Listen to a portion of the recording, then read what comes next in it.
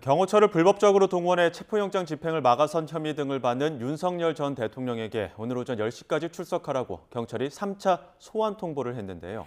윤 전 대통령은 이번에도 출석하지 않겠다는 의사를 경찰에 전달했습니다. 자세한 내용은 취재기 전기로 알아봅니다. 양동훈 기자, 이제 10시가 다 돼가는데 오늘도 윤 전 대통령은 출석하지 않을 전망이라고요? 네, 경찰 비상경 특별수사단은 윤석열 전 대통령이 지난 5일과 12일 두 차례의 소환 요구에 응하지 않자 오늘 오전 10시까지 출석해 조사받으라며 3차 소환 통보를 보냈는데요. 그제 윤석열 전 대통령 측은 경찰의 3차 소환에도 불응하겠다는 의사가 담긴 의견서를 제출했습니다. 이번에는 변호인단 의견서뿐 아니라 윤 전 대통령이 직접 작성한 진술서도 함께 제출한 것으로 확인됐는데요.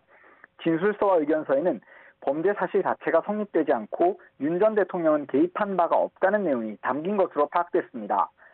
윤 전 대통령 측은 조사 자체를 거부하는 것은 아니라며 필요한 경우 서면 조사나 제3의 장소에서의 비공개 방문 조사는 응하겠다는 입장이라고 밝혔습니다. 경찰이 수사 중인 윤 전 대통령 혐의 어떤 것들이 있습니까? 네, 윤 전 대통령은 고위공직자범죄수사처의 정당한 체포영장 집행을 불법적으로 막아선 혐의를 받고 있습니다. 지난 1월 공수처가 윤석열 전 대통령에 대한 체포영장 집행을 시도했을 때 경호처를 동원해서 이를 방해했다는 겁니다. 경찰은 윤 전 대통령이 총기 사용 검토를 지시했다는 진술을 확보했고 경호구역을 통제하라는 내용의 문자 메시지를 김성훈 전 경호처 차장에게 보낸 정황도 포착했습니다.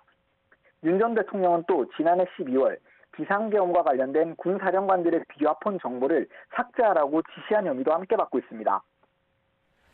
네, 윤 전 대통령이 결국 3차 소환까지 불응하면 향후 경찰 대응은 어떻게 됩니까? 네, 경찰은 일단 출석을 기다려보겠다는 입장인데 윤 전 대통령이 끝내 출석하지 않을 경우 향후 대응을 고심하게 될 것으로 보입니다. 3차 소환까지 불응할 경우에는 신병 확보에 나서는 게 일반적이라 경찰이 체포영장 신청 등 강제 구인에 나설 가능성도 언급됩니다. 다만 조은석 내란 특검이 김용현 전 장관을 기소하면서 본격적으로 수사에 돌입한 만큼 윤 전 대통령 신병 처리 방향을 두고 특검과 협의 과정을 거칠 전망입니다. 변호인단이 말하는 서면 조사나 방문 조사의 경우 특혜 시비가 불거질 수 있어 경찰이 받아들이지 않을 거라는 전망이 나옵니다.